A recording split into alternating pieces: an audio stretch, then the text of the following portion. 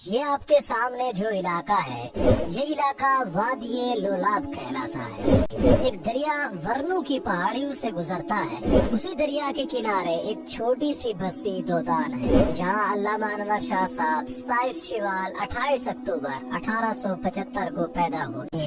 علامہ انور شاہ کشمیری رحمت اللہ علیہ۔ انور شاہ صاحب رحمت اللہ علیہ کی عمر 4.5 برس کی ہوئی تو آپ نے اپنے والد محترم معظم شاہ صاحب سے قرآن کریم کی تعلیم حاصل کرنا شروع کی۔ 2.5 سال میں کلام پاک ہی نہیں بلکہ فارسی کی کئی کتب بھی ختم کر لی۔ والد صاحب نے آپ کو گلستان، بوستان، جامی، نظامی، خسرو دہلوی اور جلال الدین درانی کی کئی کتب پڑھائی۔ اس طرح آپ کو فارسی زبان پر اچھی دسترس حاصل ہو گئی۔ اس کے بعد آپ نے مولانا غلام محمد سے عربی پڑھنی شروع کر دی۔ اس زمانے میں ہزارہ علم کا مرکز تھا اور اس کی شہرت تھی۔ انور شاہ صاحب نے ارادہ کیا کہ مزید اعلیٰ تعلیم ہزارہ جا کر حاصل کی جائے۔ ہزارہ میں آپ نے 3 سال تک فلسفہ اور منطق کا گہرا مطالعہ کیا۔ ہزارہ میں تحصیل علم کے بعد آپ کی پیاس بجھی نہیں۔ اس زمانے میں آپ نے دیوبند کا ذکر سنا۔ وہاں کے علمی ماحول اور اساتذہ کی شہرت سن کر آپ 1307 ہجری 1899 میں دیوبند تشریف لائے۔ دیوبند پہنچ کر آپ نے وہاں مسجد قاضی میں قیام کیا۔ مسجد کے متولی قاضی احمد حسن صاحب نے دریافت کیا آپ یہاں کس غرض سے آئے؟ انور شاہ صاحب نے بتایا مولانا محمود حسن سے علم حاصل کرنے کے لیے کشمیر سے آیا ہوں۔ قاضی احمد حسن صاحب نے شاہ صاحب کو کھانا کھلایا اور اسی وقت مولانا محمود حسن کے پاس لے گئے۔ دیوبند کے مدرسے میں اس وقت تک کوئی کھانے کا انتظام نہ تھا اور نہ ہی کوئی زیادہ طلباء کی رہائش کا بندوبست تھا، لیکن آپ نے وہیں پر گزارا کیا۔ پھر آپ پٹھان پور کی جامع مسجد کی ایک حجرے میں منتقل ہو گئے جہاں آپ نے خاصے عرصے تک امامت کی، مسجد کی دیگر خدمات بھی انجام دی اور اصول علم کا سلسلہ بھی جاری رکھا۔ انور شاہ صاحب 1311 یا 12 میں یعنی 1893 یا 94 میں صحیح بخاری، جامع ترمذی، جلالین شریف، ہدایہ جلد اول، قاضی مبارک 1313 ہجری 1895 میں ابو داؤد مسلم، بیزادی، تصریح، شرح، سدرہ، موطا امام مالک، موطا امام محمد، سنن نسائی، سنن ابن ماجہ، شمس بازغہ اور طب میں نفیس پڑھی۔ اس سے اندازہ لگایا جا سکتا ہے کہ آپ نے اس مختصر مدت میں علمی حدیث کی کتنے بڑے ذخیرے سے استفادہ فرمایا۔ آپ نے جن بلند پایا اساتذہ کرام سے فیض حاصل کیا ان میں شیخ الہند مولانا محمود الحسن، مولانا خلیل احمد سہارنپوری، مولانا اسحاق امرتسری، مولانا غلام رسول جیسے جید علماء کرام شامل ہیں۔ دیوبند سے فارغ ہونے کے بعد انور شاہ صاحب گنگوہ تشریف لے گئے۔ مولانا رشید احمد گنگوہی سے علم حدیث کے علاوہ باطنی فیض بھی پایا۔ انور شاہ صاحب اپنے رفیق مولانا مشیت اللہ کے پاس بجنور میں مقیم تھے کہ مولوی امین الدین دہلوی صاحب بجنور تشریف لائے۔ وہ دہلی میں ایک مدرسہ قائم کرنا چاہتے تھے۔ دہلی پہنچ کر 1315 ہجری 1897 میں چاندنی چوک کی سنہری مسجد میں مدرسہ امینیہ کی داغ ڈالی۔ یہ مدرسہ بے سر و سامانی کے عالم میں چند طلباء کے ساتھ شروع کیا گیا تھا، لیکن شاہ صاحب نے مختصر عرصے میں اس مدرسے کو اتنی ترقی دی کہ یہ ہندوستان کے بڑے بڑے مدارس کی ہمسری کرنے لگے۔ ربیع الاول جون 1901 تک شاہ صاحب نے مدرسہ امینیہ میں تدریس کے فرائض انجام دیے۔ پھر آپ کو اپنی والدہ محترمہ کے انتقال کی خبر ملی تو آپ کشمیر تشریف لے گئے۔ کشمیر میں پھیلی ہوئی جہالت، بدعتوں کے چلن اور دین سے بے پرواہی کے باعث آپ کے دل پر گہری چوٹ لگی۔ آپ نے بارہمولہ کے رئیس خواجہ عبدالصمد ککرو کے اصرار پر مدرسہ فیض عام قائم کیا اور 3 سال تک اس مدرسے کے انتظامات اور تدریس سے منسلک رہے۔ انور شاہ صاحب کے دل میں حرمین شریفین کی زیارت کی آرزو مچل رہی تھی۔ 1323 ہجری 1905 میں آپ نے حج بیت اللہ کا ارادہ کیا اور سرزمین حجاز کا سفر فرمایا۔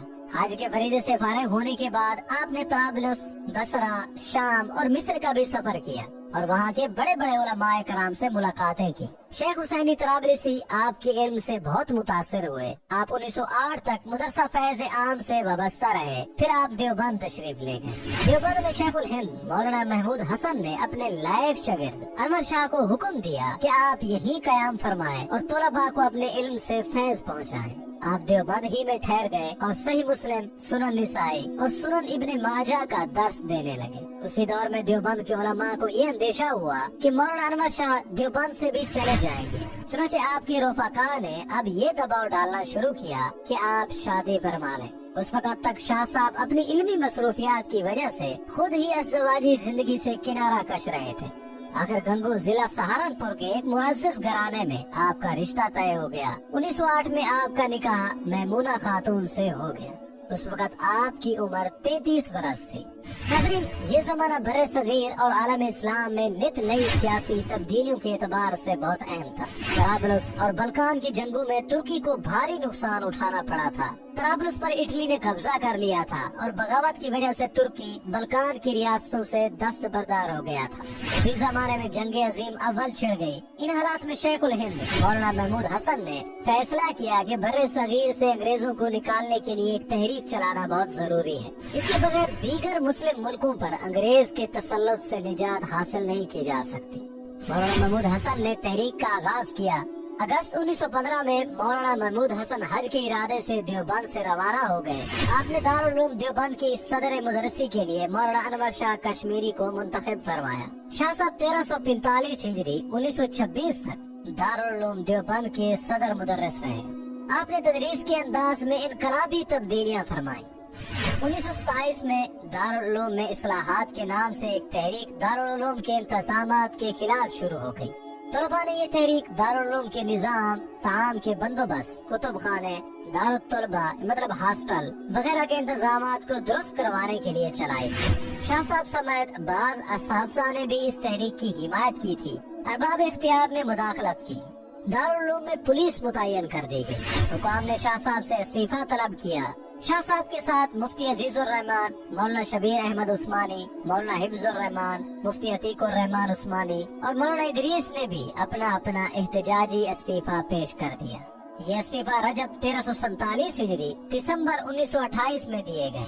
मौलाना अनवर शाह साहब के इस्तीफे पर अल्लामा इकबाल ने अपने तासुरात का इजहार यूं किया, मैं शाह साहब के इस्तीफे पर बहुत खुश हुआ हूँ।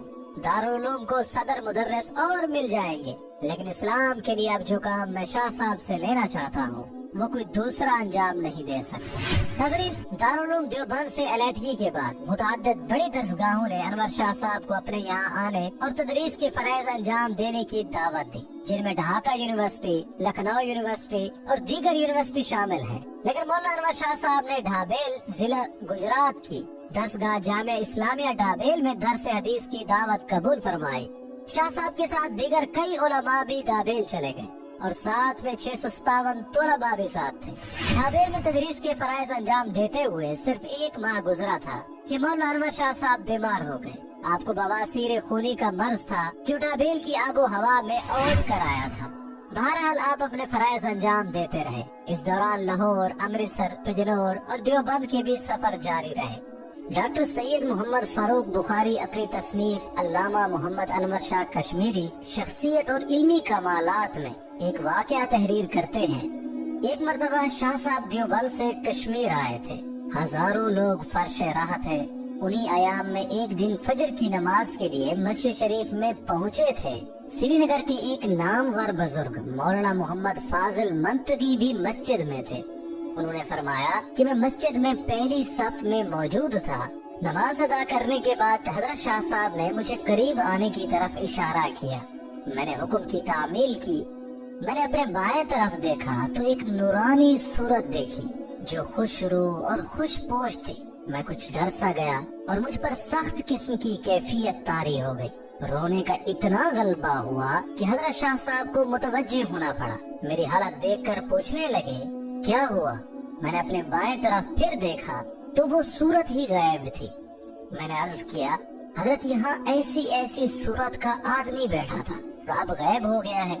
इस पर बड़े इत्मीनान के साथ फरमाने लगे, शायद मौलाना रूमी मैं बाशुद, यानी शायद मौलाना रूमी हूँ। मौलाना अनवर शाह साहब के मुताले की रफ्तार बहुत तेज थी। एक बार फरमाया, मैंने अपने जमाने तालिबे इल्मी में फतहुल बारी की 13 जिल्दें 20 रोज में मुकम्मल पढ़ डाली थी। एक बार फरमाया, मैं बाज़ औक़ात तवील और पेचीदा मुताला करता हूँ, लेकिन कोई इल्मी नुक्ता मेरे हाथ नहीं आता। अगर मुताले के दौरान एक आध बात मेरे हाथ लग जाती है तो मुझे अपनी तवील मेहनत पर अफसोस नहीं होता। मौलाना अनवर शाह साहब का मुताला बहुत ज्यादा वसी था। आपने दीनी उलूम के साथ साथ जदीद उलूम की तहसील भी फरमाई थी।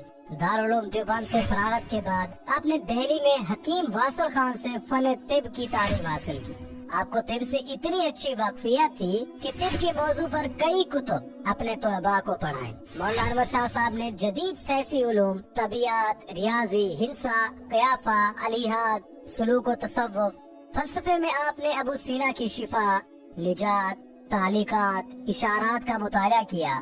مولانا انور شاہ صاحب جدید سائنس کی ان کتب کا بہت شوق سے مطالعہ فرماتے تھے جو انگریزی اور فرانسیسی سے عربی میں منتقل ہو رہی تھی۔ آپ اپنے شاگردوں کو بھی یہ کتب پڑھنے کی تلقین فرماتے۔ آپ نے اپنے شاگردوں کو انگریزی پڑھنے کے لیے بھی بار بار توجہ دلائی اور انہوں نے اس پر عمل بھی کیا۔ ناظرین، مولانا انور شاہ صاحب کو اردو کی اہمیت کا بہت احساس تھا۔ ایک شاگرد نے عربی زبان کا مقالہ لکھ کر پیش کیا تو آپ نے یہ کہہ کر واپس فرمایا، مولوی صاحب اگر ہندوستان میں خدمت کرنا ہے تو اردو میں لکھیے، اردو میں پڑھیے۔ مولانا انور شاہ صاحب بہاولپور سے واپسی پر مزید بیمار ہو گئے۔ اس دوران آپ کے والد اور برادران نے اصرار کیا کہ وہ کشمیر تشریف لے آئے۔ آپ نے کشمیر جانے کا ارادہ فرمایا۔ آپ کو علم تھا کہ کشمیر میں قادیانیت کا فتنہ عروج پر ہے، چنانچہ آپ نے فارسی زبان میں مسئلہ ختم نبوت پر ایک رسالہ تصنیف فرمایا۔ آپ کا ارادہ تھا کہ اسے خود طبع کروا کر تقسیم کروائیں گے، لیکن پیام میں اجل آ پہنچا۔ 4 صفر 1352 ہجری 29 مئی 1933 کو علم و عرفان کا یہ چمکتا آفتاب دنیا کی نظروں سے اوجھل ہو گیا۔ آپ کی وفات کی خبر تمام علمی حلقوں کے لیے بہت بڑا صدمہ تھی۔ محدث مولانا میاں اصغر حسین نے نماز جنازہ پڑھائی۔ دیوبند ہی میں عیدگاہ کی جنوبی جانب ایک باغ میں آپ کی تدفین عمل میں آئی۔ یہ جگہ شاہ صاحب کو پسند تھی اور آپ نے یہی دفن ہونے کی خواہش ظاہر فرمائی تھی۔ شاہ صاحب کی بیوہ نے اپنا ایک طلائی زیور فروخت کر کے اسی دن زمین کا یہ ٹکڑا خرید لیا تھا۔ جس روز شاہ صاحب کی وفات ہوئی، مولانا شبیر احمد عثمانی نے جلسے سے خطاب کرتے ہوئے کہا، شاہ صاحب کی وفات سے طلباء ہی نہیں بلکہ پڑھانے والے بھی یتیم ہو گئے۔ لاہور کے ایک جلسے میں علامہ اقبال رحمۃ اللہ علیہ نے تقریر کرتے ہوئے کہا، اسلام کی آخری 500 سالہ تاریخ مولانا انور شاہ کشمیری رحمۃ اللہ علیہ کی نظیر پیش کرنے سے قاصر ہے۔ میں نے جدید فقہ کی تدوین کے لیے ان کا انتخاب فرمایا تھا۔ اس موضوع پر ان سے گفتگو بھی رہی۔ جس طرز فقہ کی تدوین میرے پیش نظر تھی اس کے لیے ان سے مناسب شخصیت عالم اسلام میں کوئی نہ تھی۔ دیوبند سے ان کی علیحدگی کے بعد میں نے ان کے سامنے لاہور میں قیام کی تجویز رکھی تھی، جسے انہوں نے قبول بھی فرما لیا تھا، لیکن اہل گجرات کے اصرار پر آپ ڈھابیل تشریف لے گئے اور وقت کی سب سے بڑی ضرورت کی تکمیل بدقسمتی سے نہ ہو سکی۔ مولانا انور شاہ صاحب کے لواحقین میں ایک بیوہ، 3 لڑکے اور 2 لڑکیاں شامل تھیں۔ شاہ صاحب کے بیٹوں کے نام وزیر شاہ، اکبر شاہ، انظر شاہ اور 2 صاحبزادیاں تھیں۔ مولانا انظر شاہ صاحب دیوبند کے دارالعلوم جدید میں شیخ الحدیث کی حیثیت سے فرائض انجام دیتے رہے۔ مولانا انور شاہ صاحب سادگی پسند انسان تھے، صاف کپڑے زیب تن فرماتے تھے، سبزی ترکاری پسند تھی، تاہم پرندوں کے گوشت اور پھلوں کے رس سے بھی رغبت تھی، خربوزے بھی آپ کو پسند تھے۔ کبھی کبھار فرماتے، مجھے کچھ نہیں چاہیے، صرف 2 پیالیاں کشمیری چائے کی، 2 بسکٹ، 1 تلوار اور 1 گھوڑا۔ دعا کرتے ہیں کہ اللہ تعالیٰ شاہ صاحب کے درجات کو بلند فرمائے اور امت مسلمہ کو ان کے نیک نقش قدم پر چلنے کی توفیق عطا فرمائے۔ اس ویڈیو کے بارے میں کمنٹ سیکشن میں اپنی رائے کا اظہار ضرور کریں۔ امید کرتے ہیں کہ یہ ویڈیو آپ کے علم میں اضافے کا سبب بنی ہو۔ اگر یہ ویڈیو آپ کو اچھی لگی تو اسے لائک کریں اور شیئر بھی کر دیں۔ ملتے ہیں ایک نئے ویڈیو کے ساتھ، تب تک کے لیے اجازت دیں۔ السلام علیکم ورحمۃ اللہ وبرکاتہ۔